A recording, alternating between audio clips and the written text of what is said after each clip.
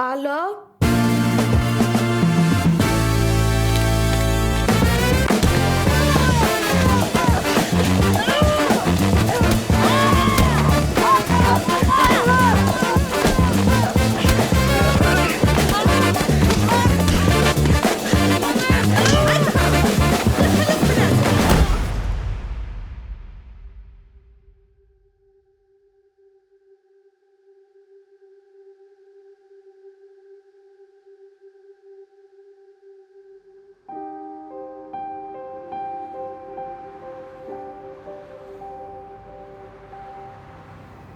Եղել են ինձ խելոք տղա դարձնելու փորձեր։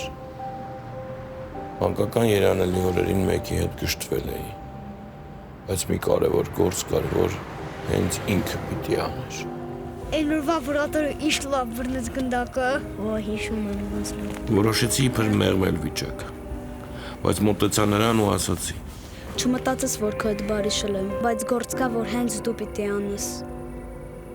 Ես։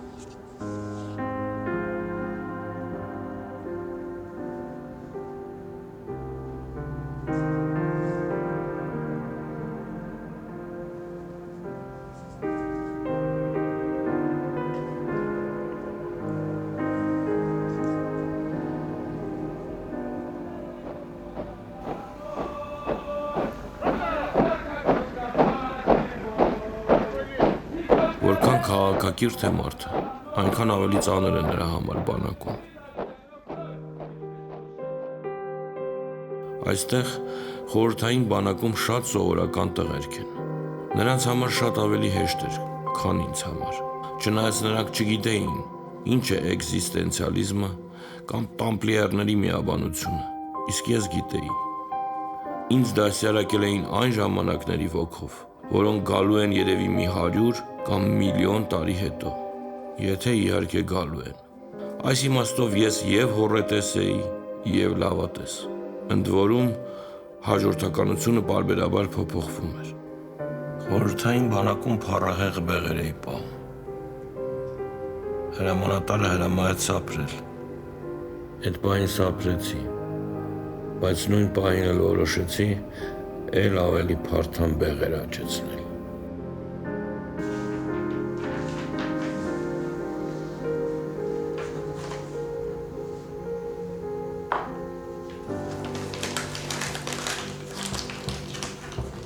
Խորհրդային բանակում 2 ամսում ավելի շատ հասունացա, քան նախորդ բոլոր տարիների ընթացքում։ Մի անգամ անցնում էինք փոթորկուն սառցաջուր գետակով, մինչև գոտկատեղներս ջրի մեջ։ Ինքնաձիգները, նռնականետները, գնդացիրներն ու հրացանները վեր պարզած։ Հետո անմիջապես սապոգներից թափեցինք ջուրը և գրոհեցինք հավանական հակառակորդի վրա։ Կրակում էինք կեղծ փամփուշտներով, բայց ինչպես ասում են ֆրանսիացիները, ալագեղ քոմ ալագեղ, պատերազմում ինչպես պատերազմում։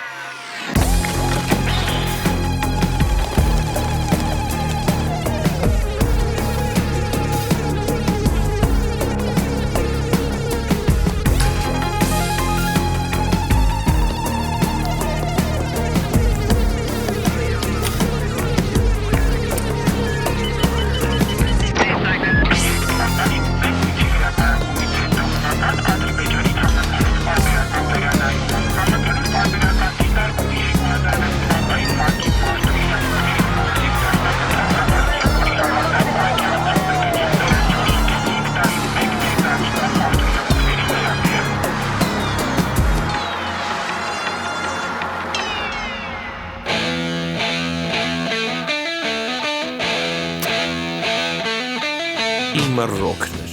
Չնայած ռոքի երաժշտության վերջին ճյուղավորումները խառնված փոփի եւ ռեփի հետ իմը չէին։ Ինչպես ամեն ինչի, նաեւ ռոքի դասականներ իմ աշխարհը։ Deep Purple, Led Zeppelin, Jethro Tull կամ ավելի հներից Rolling Stones, լավ էր նաեւ Bryan Adams-ը։ Միշտ կյանքի մեջ էի, իրականության մեջ, բայց խոստովանեմ, որ ես գրքային քաղաքակրթության արդյունք էի։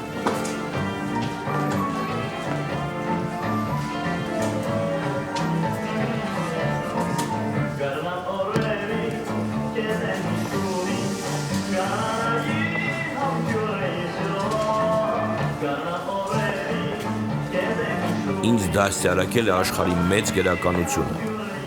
եւ չնայած դա բարդացնում էր իմ կյանքը, բայց չէի զղջում դրա համար։ Նա, ով փորձում է իր եւ աշխարհի միջև անդունդը նեղացնել կյանքին հարմարվելու ճանապարհով, որպես կանոն դադարում է մտավորական լինել։ Դադարում է մարդ լինել։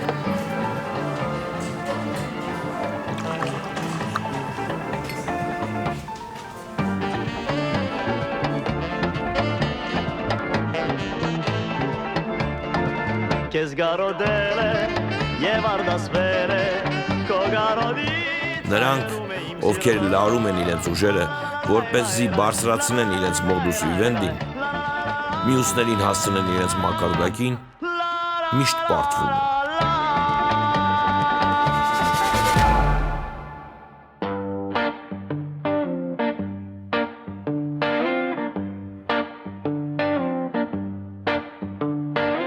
Համբերատար էի, բայց անverջ շտապում էի։ Եթե մի բան սկսում էի կարդալ, գերադասում էի շատ շուտ ավարտել։ Մի գիշերվա ընթացքում։ Միաժամանակ 3 գիրք էի կարդում։ Մեկը լրիվ հիմարություն, ինչ-որ դետեկտիվ, կրակոցներով ու սպանություններով։ Պարզապես որպեսզի ձանձրույթից շուտ քնեմ։ Երկրորդը մասնագիտական, բայց արդեն ոչ միայն հնագիտություն, այլ մշակութաբանություն, մարդաբանություն կամ ազգագրություն։ Եվ վերջապես գրագետ քաղաքական գիրք, օրինակ Սեմուել Հանթինգտոնի աշխատանքներ։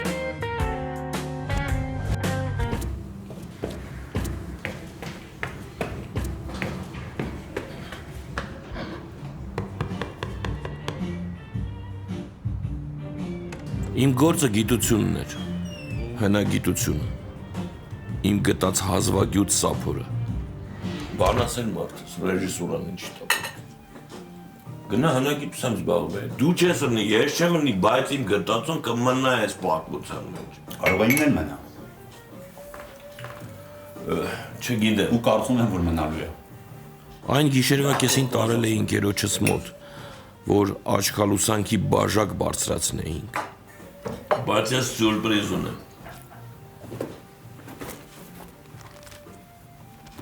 Չզարմանաս, առաջինը քո մոտ եմ եկել։ Ես այսօր եմ գրչում, չեմ գնացել ոչ միտեղ, այս առաջինը դու ես տենում ես, որ ես բերել եմ։ Հիմա պահել եմ, առավոտը դի տանեմ պատմության թանգարան։ Կենաց ունեմ, լուրջ, դիր։ Չէ, բաժակը դի, ես դիր։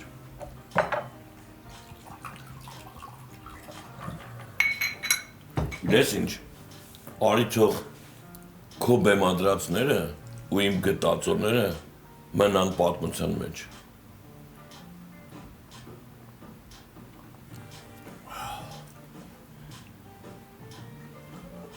Ես չէի ուզում և երբեք չէի խառնվի քաղաքականությանը, եթե չլիներ Ղարաբաղյան շարժումը։ Բայց որ փակված է բանդակում, դա արդեն երգ չէ, որքան չերկված երգեր կամ փակված բանդակներում, որքան երգեր, որոնք երբեք չեն լսվելու։ Երբ երգը դառնում է վախեցած գազան, ու փակված բանդակում, ճավերին է զարգվում, երգը դառնում է վիրավոր լուսան, երգը թռիչքի է պատրաստվում, երգը լռում է Ձևանում գալիս է պահը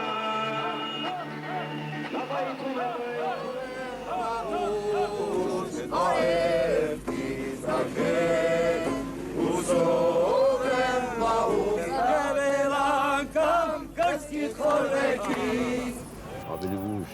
տարեր անց, մինչև Լիզբոն, որը մասին վստահ եմ հավանական բան եղել։ Եվ մի օր ինձ մոտեցան հայտնի մարդիկ։ Ու ճիշտ աս Բայկարի թեժ փովի մեջ է, որ դաշնակցությունը հիմնված է 1890-ին։ Եվ այսօր այս իրադարձության մեջ աս Բայկարը գմնա նույնքան աժմեական նույնքան համահունչ մեր օրերու, ինչքան այդ օրերուն էր 1890-ին էր վահան։ Եվ գիտես ինչ Վահան, դաշնակցությունը հերթական ուղղակի կուսակցություն չի։ Դաշնակցությունը հայ ազգի ժողովրդի ճակատագիրը կերտող գաղափարական շարժում է, գաղափարախոսությունը, ոգի է, որի տեսնական շարունակում է մնալ ազատ անկախ Միացյալ Հայաստան։ Եվ գիտես ինչ Վահան, այսօր ժամանակն է, որ դաշնակցությունը հաստատվի Հայաստանի մեջ, որբեսի նույնինքն հայրենիքի մեջ են գարենա մեր ժողովրդի միասնության գոչ ուղղել, աս Բայկարի քաղաքարին շուտ համախմբել մեր ժողովուրդը, որբեսի այդ միասնության ոգիով գարենան աս Բայկարին դագեն պատվով դուրս գալ։ Այն ամեն ինչ ասում եք հրաշալի։ Հաջողություն ձեր աշխատանքներին։ Բայց ով պիտի կատարի այդ ահռելի աշխատանքը այս երկրի մեջ։ Մեկը թուն Վահան։ Ես։ Հենց դու։ Այո, թուն։ Հենց դու Վահան ջան։ Այո։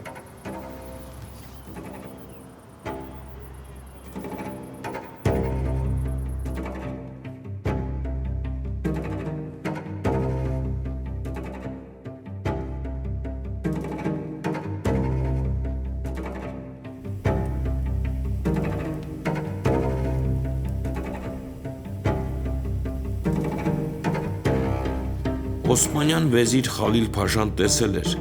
թե ինչպես սկզբում վերապահությամբ, իսկ այնուհետև խոնար հաշտվողականությամբ են օսմանյան տիրակալներին ընդունում իրենց տեղական իշխանիկների անիշխանությունից և դաժանություններից հոգնած հունական, սերբական, բուլղարական և հայկական գյուղերն ու քաղաքները։ Նա հասկանում էր, որ հանգիստ ու ապահով կյանքը հենց այն է, ինչ հարկավոր է պատերազմներից և ասպատակություններից հոգնած գյուղացիներին, արհեստավորներին ու վաճառականներին,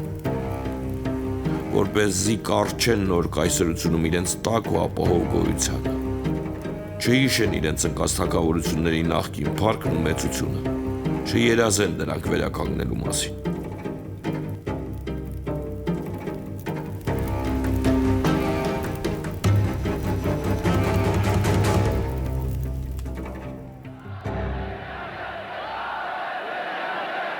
«1988-ին հայ ժողովուրդը որոշել էր, որ բարձր ատյաններ դիմելու միջոցով կարող է հասնել պատմական արդարության։ Ես հասկանում էի, որ դա հարցի լուծում չէ և սկսեցի պատրաստվել անխուսափելի պատերազմի։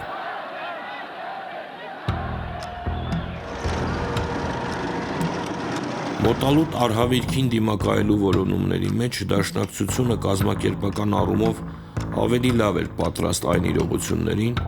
որոնք սպասում էին մեզ, և ինչն այն ժամանակ շատերը չէին գիտակցում։ Հասկացա, որ եթե պետք է լինեմ որևէ կուսակցության անդամ, ապա դա պետք է լինի միայն և միայն դաշնակցություն, որի ազգային գաղափարական ժառանգությունն օգնեց գտնելու հայրենիքին ծառայելու իմ ճշգրիտ ճանապարհը։ Ես հասկացա, որ հետդարձի ճանապարհ այլևս չկա։ Ցավալի է, որ ստեղծվել է մի տպավորություն, թե իբր դաշնակցությունը պատերազմի կուսակցություն է։ Մինչդեռ նրա համար ազգային բարձրագույն նպատակը իսկական խաղաղությունն է, որը նվաճում են պայքարով։ Հայրս Էդուարդ Հովհաննիսյանն ասում էր. Հայաստանը կարող է ապրել առանց դաշնակցության, բայց դա Հայաստան չի լինի։ Իսկ մեր ժողովուրդը չի ուզում ապրել մի երկրում, որը Հայաստան է կոչվում, բայց Հայաստան չէ։ Դաշնակցությունն էլ կարող է ապրել առանց Հայաստանի, բայց նա այլևս դաշնակցություն չի լինի։ Հայաստանը կարող է ապրել միայն դաշնակցության հետ, իսկ դաշնակցությունը միայն Հայաստանով ու Հայաստանում։ Երդվում եմ պատվովս և հայրենիքովս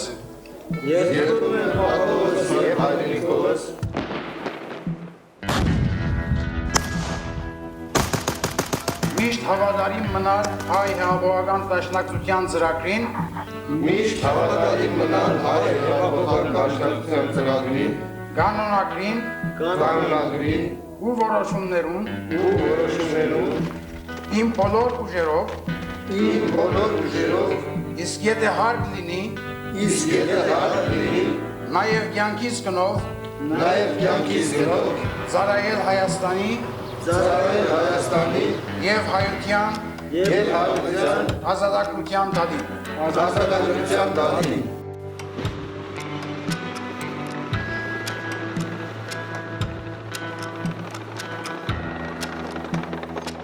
Իշխանությունը մեր գաղափարական հակառակորդն էր։ 1995-ին ինձ իմ ընկերների հետ Սարքովի մեղադրանքով բանտ նետեցին։ Մարդիկ էին մեղադրվում հայրենիքը դավաճանելու մեջ, որոնք մեր երկրի անկախության համար պատրաստ էին կյանքը զոհաբերել։ Առաջադրված մեղադրանքները անորոշ էին։ Դուք հիմա իսկապես չհասկացաք, ես ինչ եմ ասում։ Որոշ վկայություններից պարզվեց, որ շատ տղաների ամենանենգ ձևերով տրամադրել էին դաշնակցության դեմ, իսկ այդ տղաները խոստովանում էին, որտեղ էլ կռվել ենք, դաշնակցության ջոկատների հետ ուսուսի տված ենք կռվել։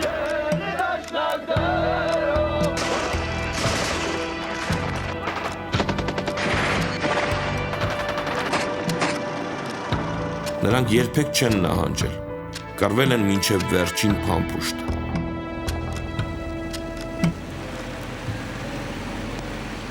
Ընդհանրապես իշխանություն հասկացությանը վերաբերվում եմ թերահավատությամբ։ Ցանկացած իշխանություն, նույնիսկ ամենաժողովրդավարականը, ձգտում է դուրս գալ հասարակության հսկողությունից։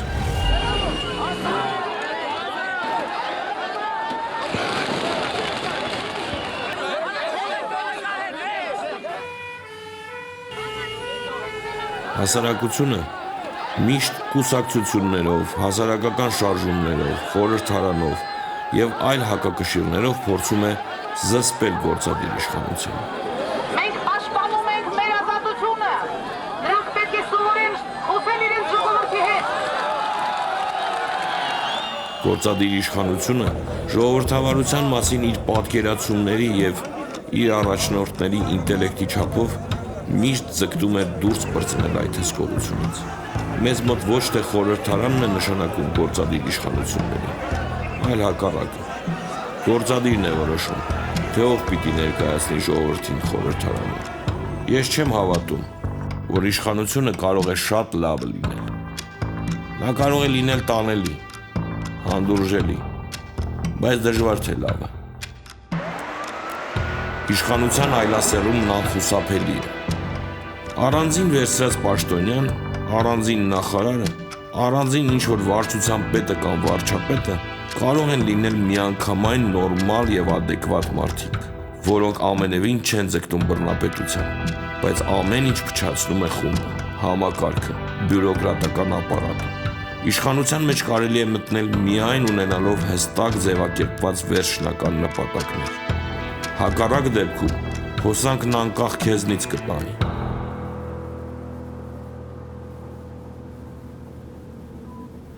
Բոլորն էլ ուզում են լավ ապրել, ուզում են, որ իրենց երեխաները ստանան լավ կրթություն, բայց քաղաքականության մեջ կարևորն այն է, թե ինչ առաջնահերթություններ ես դնում քո առջև։ Եթե չես դավաճանում դրանց և սրիկայի ճկունություն չես դրսևորում, ապա ողնաշարը չի ծռվում, ինչպես լակեի մոտ։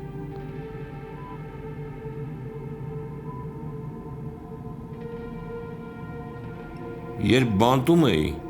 հայրս, որն իմ գաղափարական ուսուցիչն էր, գրեց ինձ. դու անհայր մեծացար, Փառք Աստծո, քո մայրը իմ մոր հետ միասին կարողացավ քեզ ազնիվ մարդ դաստիարակել։ Հետո կրկին ես հայտնվեցի քո կյանքում, որը բերեց քեզ բանտ։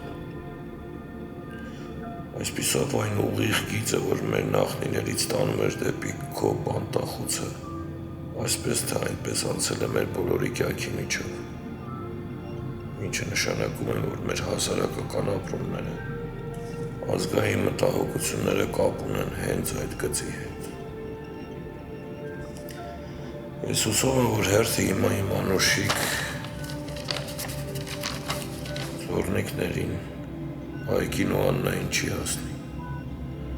բայց համոզված եմ, որ եթե հասնի,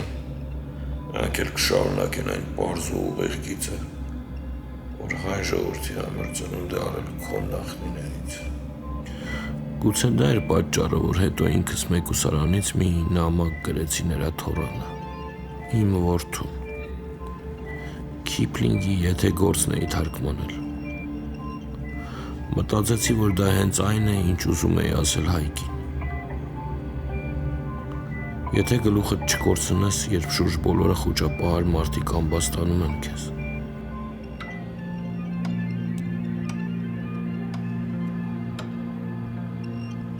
Եվ ընդունակ լինես պահել մենաշնորհը հավատամքի ու ոչ մի քայլ չնահանջես,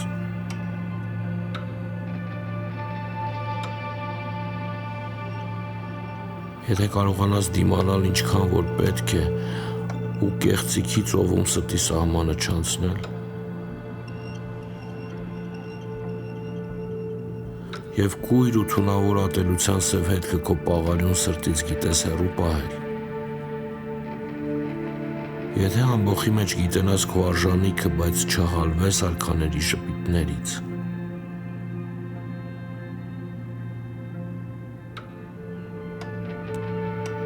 լինես այնտեղ, ուր զգում են քո կարիքը, և չընկճվես անսպասելի հարվածներից,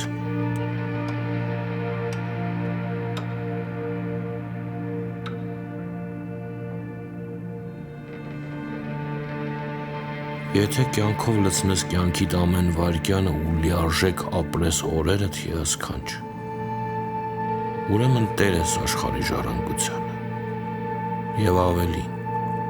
մարդ ես, մանչ։ Երբ սկսվեց այսպես կոչված 31-ի գործով դատական նիստը, ես հենց այդտեղ վանդակում հայտարարեցի, որ նորմալ մարդ եմ և չեմ ուզում մեռնել, բայց ստեղծված իրավիճակում այլ ելք չեմ տեսնում, քան հացադուլը։ Իմ ամբաստանյալ ընկերները հրաժարվեցին դուրս գալ վանդակից, հայտարարելով, որ հացադուլի կնստեն հենց այդտեղ։ Մեր և զինվորականների միջև վեճ ծագեց։ Մենք ի վերջո դուրս եկանք դահլիճից, դատավարություններին այլևս չմասնակցելու մտադրությամբ։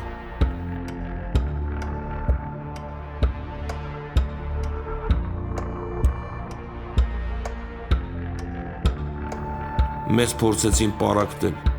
բաժանել, մտցնելով արհեստական տարանջատումներ լավ ու վատ դաշնակցականների, կարծր և մեղմ կեցվածքի կողմնակիցների, բազեների և աղավնիների։ Իսկ մենք հաճախ տեղի ենք տալիս այդ հնարովի դասակարգումների տրամադրություններին և սկսում մեր իսկ հրաշալի շարքերում ինչ-որ օտարածին խմբավորումներ տեսնել, ներքին թշնամի որոնել և զբաղվել անիմաստ խաղերով։ Մոռանում էինք, որ մենք միասին ենք, մեկ բռունցք, մեկ ուժ։ Երբ պետք է, կարող ենք մեղմ լինել, իսկ երբ պետք է, երկաթից կարծր։ Իրար մեղադրում ենք բոլոր մեղքերի մեջ, իշխանությունն էլ մտածում է, էլ սրանց ինչ ոչնչացնել, առանց իմ միջամտության էլ իրար ոչնչացնում է։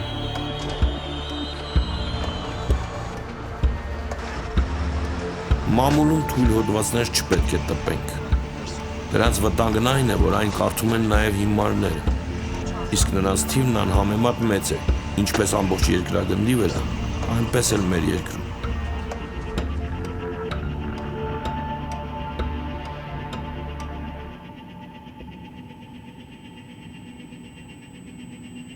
Սիրելիներ, իմ լավ ընկերներ, խնամքով վերաբերվեք միմյանց։ Եվ դեռևս բանտից գրեցի. սառեցրեք բոլոր վիճաբանությունները ու դրանց շուրջ քննարկումները, որ չլինի թե հոնքն ուղղելու փոխարեն աչքը չհանեք։ Իշխանությանը միշտ հաջողվում է մեր ուշադրությունը շեղել կողմնակի խնդիրներ լուծելու։ Դուք չպետք է ուտեք այդ խայծը։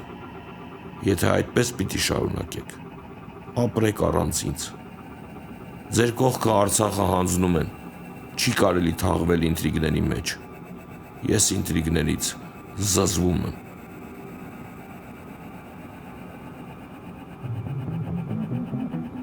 Մեղադրյալի աթոռին նստած նայում էի դատավորին, մեղադրող դատախազին,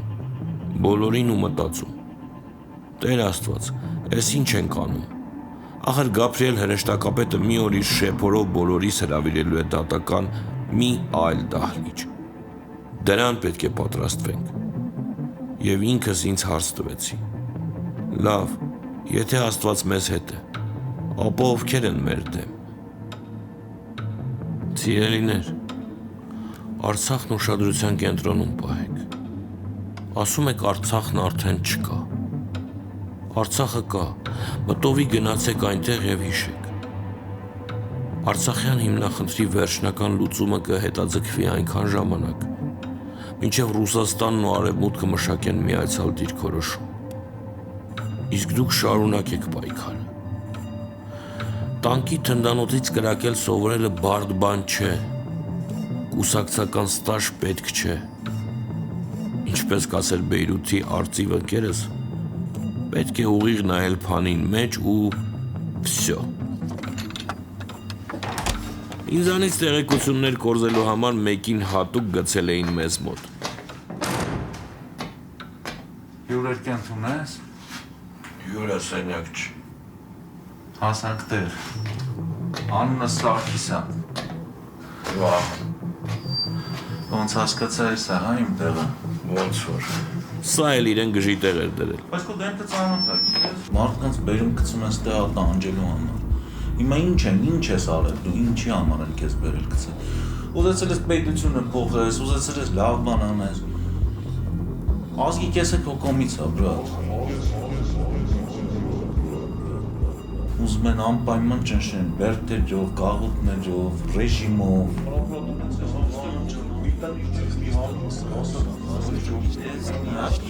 Իմաս քիչ է, իմաս հեչ, իմաս 4-ից 5 է։ Թերթերին ես հավատում։ Իդես ոնց, ասեք օսեներով, ես փակած ուրա թերթ եմ բաժանում, որ թերթ կա։ Բա որ ես եսքան մարամիջնություն։ Աբեր, դու կնենց բան եք արել։ Ասում եմ վարանոքի, ես տրուչնիկը կար, որ դուրը բացես, ինքն էլ գինի։ Պատմում են, էլի, խոսում են։ Ոչ մեկ չի արել, ոչ մեկ։ Ապեր դե հիմա Դες նայում եմ նորմալ տղա ես երևում, ամոթ չի։ Ուրեմն այդ հետից գիժը 2 օր ինձ հետ առնչվելուց հետո մի անգամից լռեց։ Ապեր Սվետկեն ո՞րն է։ Դու որ արտահայտություններ ես անում։ Ապեր բաներ ես ասում։ Ես դուրը ծեցի, ասա չաշը։ Չգիտեմ, երևի արդեն բուժվել է։ Ասելու են բան չունեմ, դուրը ծեցի շեֆին ասա չաշխատեց։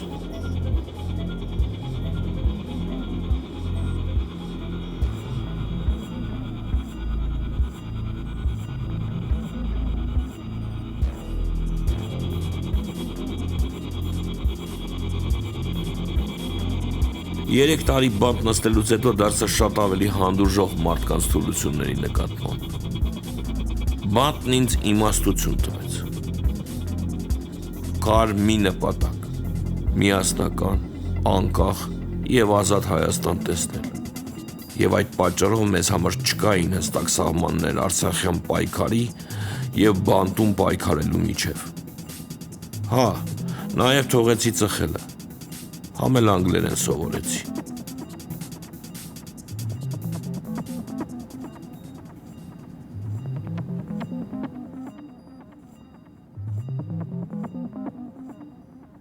Բոլոր այն տեսությունները, որոնց համաձայն մարդկությունը կմիավորվի մեկ ընդհանուր ընտանիքում, հիմարություն են։ Ֆրանսիացի փիլիսոփաներն ասում են, որ ազգերն Աստծո մտքերն են։ Մարդկությունը ազգերից դուրս, ուղղակի որպես մարդկանց համախմբություն, չի կարող գոյություն ունենալ։ Ազգերը միշտ են լինելու, Որոշ ազգեր այլևս գոյություն չունեն, ինչը ազգերի միջև ընթացող շարունակական պայքարի և մրցակցության հետևանքն է։ Ես ցանկանում եմ, որ իմ ազգը այս մրցակցության մեջ հաղթող դուրս գա և շարունակի զարգանալ և լինել մարդկության մի մասը։ Այդ նպատակի համար ոչինչ ափսոսել պետք չէ։ Ներկա պահին գաղափարների պակաս կա։ Հայկական միտքը փիլիսոփայական թռիչքներ չի ապահովում։ Մնում է բացը լրացնել պարզ ու տարրական ձևով, արդարություն հաստատելով։ Ասում են, ես խիստ սարկազմով եմ վերաբերվում աշխարհին։ Գուցե այդպիսին եմ, բայց դա լավագույն ձևն է ագրեսիվ չլինելու համար։ Հիշում եմ, դատական նիստի դահլիճում անասելի աղմուկ էր։ Մարդիկ բարձրաձայն իրենց դժգոհությունն էին արտահայտում։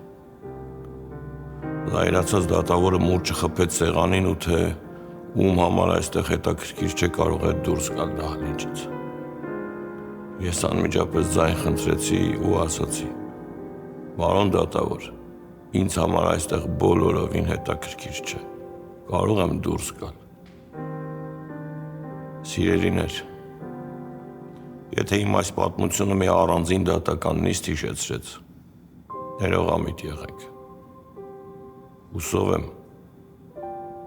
այս դահլիճից շուտ դուրս գալ ցանկացողներ շատ չեղան։ Ձեզ երկար կյանք ու աննահանջ պայքար։ Ձեր Վահան։